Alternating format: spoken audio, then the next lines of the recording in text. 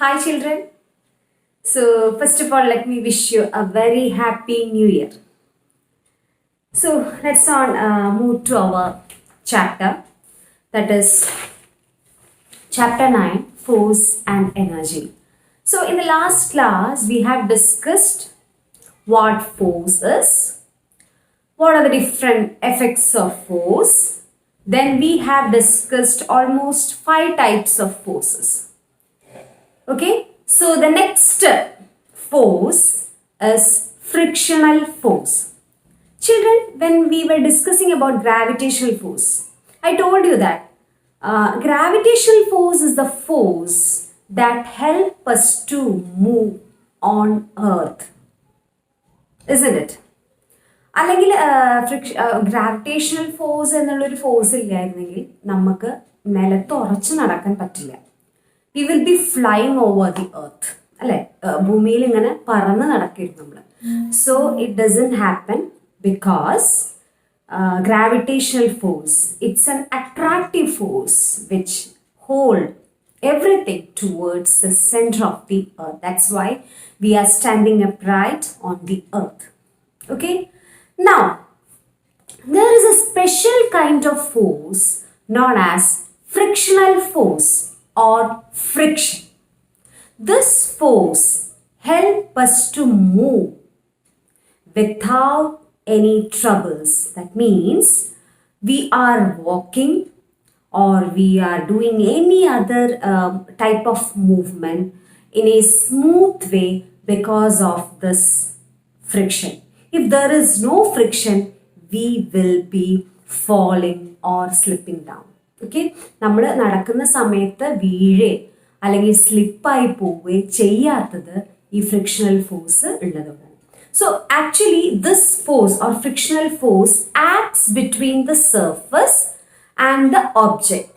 Okay, നമ്മളിപ്പോൾ നടക്കുകയാണെങ്കിൽ നമ്മുടെ ഫൂട്ടിൻ്റെയും ആ ഒരു ഗ്രൗണ്ടിൻ്റെയും ഇടയിൽ ആക്ട് ചെയ്യുന്ന ഫോഴ്സ് ആയിരിക്കും ഫ്രിക്ഷണൽ ഫോഴ്സ്. ഓക്കെ, ആൻഡ് വേറൊരു കാര്യം അതേപോലെ തന്നെ we can cite many more examples.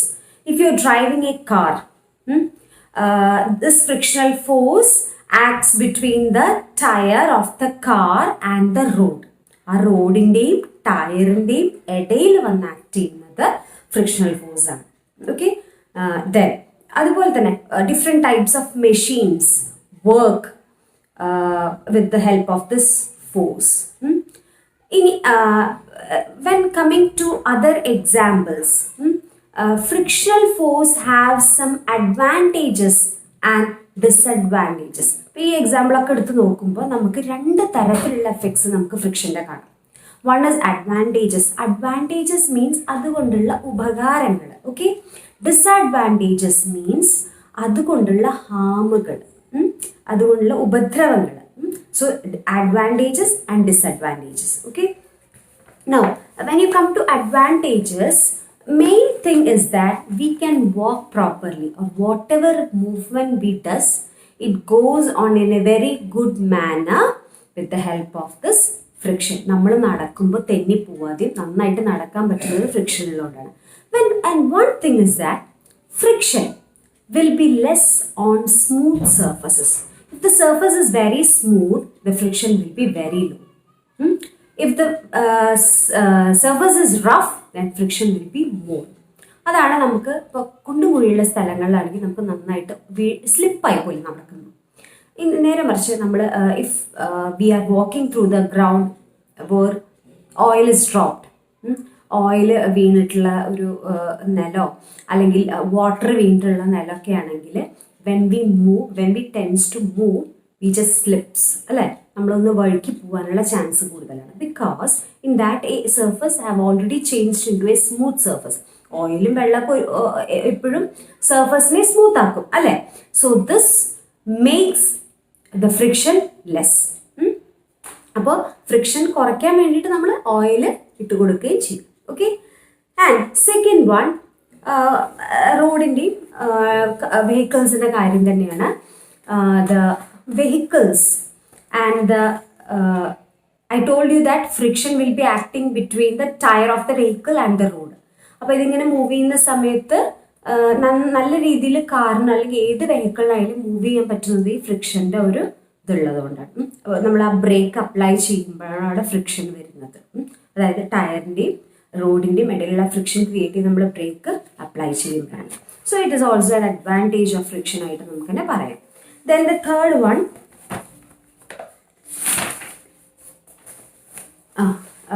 Third one is in school itself. നമുക്കൊരു എക്സാമ്പിൾ ആയിട്ട് എടുക്കുകയാണെങ്കിൽ teachers usually write on the blackboard with chalk അല്ലേ. അപ്പോൾ ചോക്ക് കൊണ്ട് ബ്ലാക്ക് ബോർഡിൽ എഴുതുമ്പോൾ the letters will be visible to us, അല്ലെങ്കിൽ ആ ലെറ്റേഴ്സ് അവിടെ പിടിക്കുന്നതിൻ്റെ കാരണം ബിക്കോസ് ഓഫ് ദ ഫ്രിക്ഷൻ. ആ ബോർഡിൻ്റെയും ചോക്കിൻ്റെയും ഇടയിൽ വരുന്ന ഫ്രിക്ഷൻ ആണ് ആ ലെറ്റേഴ്സിനെ അവിടെ നല്ല ക്ലിയർ ആയിട്ട് വിസിബിൾ ആക്കുന്നത്. Otherwise we can't write properly on the board. നിങ്ങൾ ശ്രദ്ധിച്ചിട്ടുണ്ടാവും, ബോർഡ് കുറച്ച് പഴയതായി കഴിഞ്ഞാൽ it becomes smooth. At that time the friction will be less and same way we can't write it on the board, on the board with the chalk clear ആയിട്ട് നമുക്ക് ഒരിക്കലും എഴുതാൻ പറ്റില്ല. പിന്നെ അത് നമ്മൾ എന്തെങ്കിലും റഫാക്കി മാറ്റിയതിന് ശേഷം മാത്രമാണ് നമ്മൾ എഴുതുള്ളൂ അല്ലേ.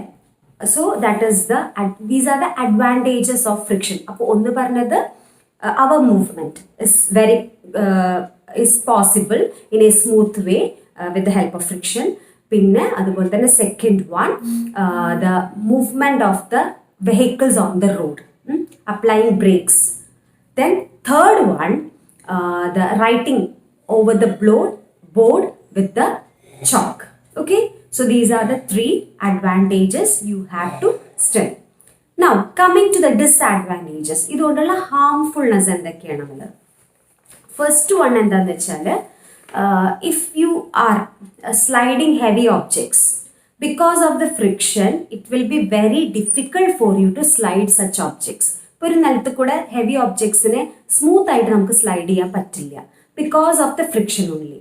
നേരെ മറിച്ച് നമ്മളൊരു സ്ലൈഡ് പോലെ അങ്ങനെ വെക്കുകയാണെങ്കിൽ പെട്ടെന്ന് ഉരുസി വരും, because in that way the friction will be less. അപ്പം അങ്ങനെയാണെങ്കിൽ നമുക്ക് പെട്ടെന്ന് ഉരുസിയിട്ട് സാധനങ്ങൾ ഇറക്കി വിടാം. സാധാരണ നമ്മൾ വലിയ വലിയ തടികളൊക്കെ അങ്ങനെയാണല്ലോ ഇറക്കുക.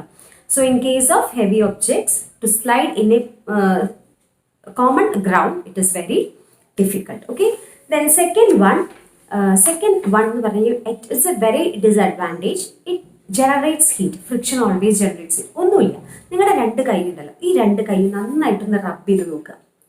After rubbing for some time you can feel hotness on your palm, isn't it? നമ്മുടെ കയ്യിൽ നല്ലൊരു ചൂട് അനുഭവപ്പെടും. It is due to the friction. അപ്പോൾ നമ്മുടെ രണ്ട് കൈയും റബ്ബ് ചെയ്യുന്ന സമയത്ത് ഇവിടെ ഇടയിൽ ഫ്രിക്ഷൻ വരികയാണ്. So because of that friction it generates heat and our hand feels hotness. Okay, അപ്പോൾ അതാണ് ഒരു കാര്യം. സോ ഇത് കാരണം കൊണ്ട് പല ബുദ്ധിമുട്ടുകൾ ഉണ്ടാവും. ബിക്കോസ് നമ്മൾ നടക്കുന്ന സമയത്ത് അല്ലെങ്കിൽ ഓടുന്ന സമയത്ത് whatever movement we are doing on the ground, friction acts between our foot and the ground. So daily we will be wearing slippers or sandals on our foot and walking or doing any other movements, isn't it? So due to the heat produced by the friction, our slippers or sandals becomes wear and tear എന്നാ പറയുക. അതായത് അത് തേഞ്ഞു പോകും, ചെരുപ്പുകളൊക്കെ തേഞ്ഞു പോകും. So where and tyre എന്നാണ് അതിന് പറയുക. So same way machines also experience the same difficulties. മെഷീൻസും കുറേ കാലങ്ങൾ ഉപയോഗിച്ചുകൊണ്ടിരുന്ന ഫ്രിക്ഷൻ ജനറേറ്റ് ചെയ്യുന്ന ഹീറ്റ് കാരണം കൊണ്ട് it also becomes wear and tear. അപ്പോൾ പിന്നെ ഇത് നമ്മൾ മെഷീൻസ് നന്നായിട്ട് വർക്ക് ചെയ്യണമെന്നുണ്ടെങ്കിൽ നമ്മൾ ഓയിൽ ഒഴിച്ചു കൊടുക്കാറുണ്ട് സ്മൂത്തായിട്ട് ഫ്രിക്ഷൻ കുറയ്ക്കാൻ വേണ്ടിയിട്ട്. Okay, so that is A second disadvantage. Then the third one is that when in the case of vehicles also the tires also get damaged. നിങ്ങൾ കണ്ടിട്ടുണ്ടാവും വെഹിക്കിൾസിനൊക്കെ കുറേ കാലം കഴിയുമ്പോൾ ടയേഴ്സ് മാറ്റി ഇടുക തന്നെ വേണമല്ലോ. It is also because of the heat generated by the friction. അപ്പോൾ അത് ഇതേ കേസിൽ നമ്മൾ ടയേഴ്സ് മാറ്റണം. ഇതേ same thing also happens in the machine parts. Okay, so for this we have to machine പാർട്സിലാണെങ്കിൽ നമ്മൾ ഓയിൽ യൂസ് ചെയ്യണം, വെഹിക്കിൾസിൻ്റെ ടയേഴ്സ് ആണെങ്കിൽ നമ്മൾ മാറ്റി തന്നെ വേണം. So these are the advantages of friction. അപ്പോൾ ഇതിൽ നമുക്ക് ഇമ്പോർട്ടൻ്റ് ആയിട്ട് പഠിക്കാനുള്ളത് ഫ്രിക്ഷൻ എന്താണ്. ഫ്രിക്ഷൻ എന്താണ്? It is A force, it is A special kind of force which acts between the object and the surface which comes in contact with the object. ആ object ഏത് സർഫസുമായിട്ടാണോ contact വരുന്നത് അവരുടെ ഇടയിൽ വരുന്ന ഒരു ഫോഴ്സ് ആണ് frictional force. And then we have to study advantages of friction and disadvantages of friction. So that is about the different types of forces. Okay children, the next topic is energy. Energy means what? Urja. That means the ability to do work. നമുക്ക് എന്ത് പണി ചെയ്യാൻ നമുക്കുള്ള ഒരു കഴിവ്, that is known as energy. It is the ability to do work. If you are very tired, can you do any work? Can you study? No, you can't do anything because you are tired. You don't have energy. So, children, energy is the ability to do work. Children, actually in our earth, there are lots of energies. പല തരത്തിലുള്ള energy നമുക്ക് ചുറ്റുമുണ്ട്. So, we have to study different types of energy in our chapter. So, one more thing I have to say is, children, energy cannot be created. ഒരു എനർജിനെ നമുക്ക് പെട്ടെന്ന് create ചെയ്യാൻ പറ്റില്ല. And also it can't be destroyed. ഒരു എനർജിനെ നമുക്ക് നശിപ്പിക്കാനും പറ്റില്ല. But one energy will be changing its form to another form. ഒരു ഫോമിൽ നിന്ന് വേറൊരു ഫോമിലേക്ക് ഇത് ഒരു ട്രാൻസ്ഫോർമേഷൻ ആണ് നടക്കുന്നത്. Okay, so energy cannot be created, it can't be destroyed, but it can be changed from one form to another. Now let us discuss some of the energies. Okay, first one, heat energy. Heat energy ഒന്നുമില്ല, whenever we burn something it produces heat, അല്ലേ? That heat is in a form of energy and it is known as heat energy. For example, we are using LPG for cooking, isn't it? അതേപോലെ ചില വീടുകളിലൊക്കെ ചില രാജ്യങ്ങളിൽ കോളാണ് use ചെയ്യുന്നത്. So LPG, coal, kerosene, all these produces heat in the form of energy itself. Okay, so that is known as heat energy. അപ്പോൾ heat energy ഉപയോഗിച്ചിട്ടാണ് നമ്മളൊക്കെ food cook ചെയ്യുക. Okay, then coming to the next energy, light energy. Light energy അറിയാലോ, whatever we are seeing, it is seen with the help of light only. അപ്പോൾ ആ light എന്ന് പറയുന്നത് it's A form of energy, that is light energy. അപ്പം അതിൽ നമ്മൾ ഒരുപാട് കാര്യങ്ങൾ, electric light, bulb, lamp, tube lights, CFL bulbs, many different types of light sources are there. All these produces light energy. And you know, during the daytime we don't have any lights on because what? Why? Because the sun is the main source of heat and light. അപ്പോൾ ആ sun അവിടെ ഇങ്ങനെ ഉദിച്ച് നിൽക്കുന്നതുകൊണ്ടാണ് നമുക്ക് lights ഒന്നും use ചെയ്യേണ്ട ആവശ്യമില്ല. It provides us the ultimate light on earth. Okay, next is mechanical energy. Mechanical energy ഒന്നുമില്ല, മെക്കാനിക്കലായിട്ട് ഒരു എനർജി ഉണ്ടാവില്ല, അതിനാണ് മെക്കാനിക്കൽ എനർജി എന്ന് പറയുന്നത്. ഫോർ എക്സാമ്പിൾ, ഒരു object, if it is standing or it is in a position, it possesses some type of energy. That energy is known as potential energy. And while the object starts moving, then it possesses another type of energy known as kinetic energy. അപ്പോൾ ഈ രണ്ട് എനർജീസും കൂടി വരുന്നതിനാണ് നമ്മൾ mechanical energy എന്ന് പറയുന്നത്. So one is potential energy and the next one is kinetic energy. അതായത് for example, dam, just imagine a dam. You know, all the dams will be closed with the shutters, isn't it? അപ്പോൾ ആ ഷട്ടറിന്റെ ബാക്കിൽ കെട്ടി നിൽക്കുന്ന വെള്ളം, it is possessing a potential energy. Now when you open the shutter and allow the water to go beyond the dam, then what happens? It possesses kinetic energy and it flows forward. അത് മുന്നിലേക്ക് കുതിച്ചു പോകുന്നത് kinetic energy കൊണ്ടാണ്. Okay, അതുപോലെ തന്നെ ഏതൊരു ഒബ്ജക്റ്റിനായാലും, not only water, whatever object it may be, first it possesses a potential energy on its position and when it starts moving it possesses kinetic energy. അത് എല്ലാത്തിൻ്റെ കാര്യത്തിലും അങ്ങനെ തന്നെയാണ്. Okay, and then the third one is electrical energy. Electric energy, all know, in our home we are using different types of electrical devices and these devices are working with the help of energy known as electrical energy. അപ്പോൾ അതെങ്ങനെയാണ് വരുന്നത് നിങ്ങൾക്ക് അറിയാലോ. Electricity നമ്മൾ വീട്ടിലേക്ക് ആ ഒരു connection എടുക്കുന്നല്ലോ. So from that we get the energy, that is electrical energy. And you all know in power stations and all, these electrical energy is generated, and from there it is supplied to different factories, homes, etc. Okay. Next one is wind energy. Wind energy is nothing. We all know moving air is called wind. Air move ചെയ്യുമ്പോൾ അതിനൊരു energy possess ചെയ്യും. So അതിനാണ് wind energy എന്ന് പറയുന്നത്.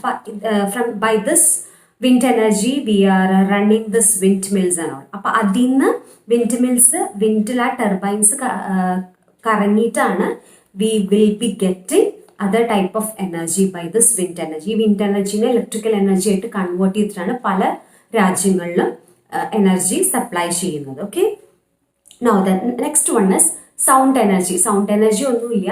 If I am speaking no with the sound, so I am just producing a sound energy. I'm using a sound energy to give you the class.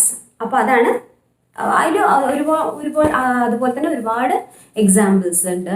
Four example televisions, audio players, radio, മൊബൈലിലുള്ള sound, ഇതെല്ലാം നമുക്ക് sound energy ആയിട്ട് relate ചെയ്യാം. Okay. പിന്നെ അതുപോലെ തന്നെ ഒരുപാട് musical instruments, guitar, violin, sitar, പിന്നെന്താണ് keyboard, many other, all these will be producing sounds in the form of energy known as sound energy. Next one is solar energy. It is a main source of energy from the sun. സണ്ണിൽ നിന്ന് കിട്ടുന്ന എനർജിയാണ് solar energy എന്ന് പറയുന്നത്. So solar energy is the energy which we get from the sun. നിങ്ങൾക്കറിയാലോ solar energy എന്നാണ് ഹീറ്റും ലൈറ്റും ഒക്കെ നമുക്ക് കിട്ടുന്നത്. And children it is used to produce electricity also. ഇപ്പോൾ കുറേ സ്ഥലങ്ങളിലൊക്കെ സോളാർ എനർജിയാണ് ഇലക്ട്രിസിറ്റി ആയിട്ട് യൂസ് ചെയ്യുന്നത്. Okay. It's ultimate source of energy. ഒരുപാട് അതിന് ഒരിക്കലും ഒരു അവസാനം ഉണ്ടാവില്ല. അൺലിമിറ്റഡ് ആണ്. എത്ര വേണമെങ്കിലും നമുക്ക് എടുക്കാം സൂര്യനുള്ളിടത്തോളം കാലം വരെ. Okay. Next geothermal energy. So geothermal energy is the energy possessed by our earth. എർത്തിന്റെ ഉള്ളിൽ നിന്ന് കിട്ടുന്ന എനർജിനാണ് ജിയോതേർമൽ എനർജി എന്ന് പറയുന്നത്. It is also in some countries geothermal energy is used to generate electricity. So these are the different types of energy we have discussed. So ഒന്നുകൂടെ teacher പേരുകൾ ഒന്ന് വായിക്കാം. Heat energy, light energy, mechanical energy, electrical energy, wind energy, sound energy, solar energy, and the last one is geothermal energy. എന്താണ് ഈ energy, എന്തെന്നാണ് കിട്ടുന്നത്, just പഠിച്ചു വെക്കുക. Okay. Next one renewable and non-renewable energy. All these energies are differentiated into two types. രണ്ട് ക്ലാസിഫിക്കേഷനിൽ പെടുത്താം. One is renewable source of energy and the other one is non-renewable source of energy. Children, renewable means it can be renewed. അതായത് കഴിയുന്തോറും നമുക്ക് വീണ്ടും വീണ്ടും കിട്ടും. That is renewable. It is unlimited.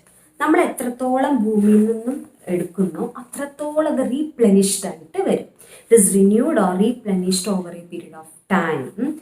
അതിന് example ആണ് നമ്മുടെ solar energy, wind energy, geothermal energy. ഇതിനൊന്നും ഒരു അവസാനം ഇല്ല. It is unlimited, it is replenished, it is renewed. ഇതൊക്കെയാണ് examples. Now coming to the non renewable source of energy. It cannot be renewed very fast. It takes millions of years. അപ്പോൾ ഇനിയും എടുത്തു വരുന്തോറും അത് കുറഞ്ഞു വരും. അതിൽ പിന്നെ ആഡ് ചെയ്ത് വരും. It is very limited. Okay.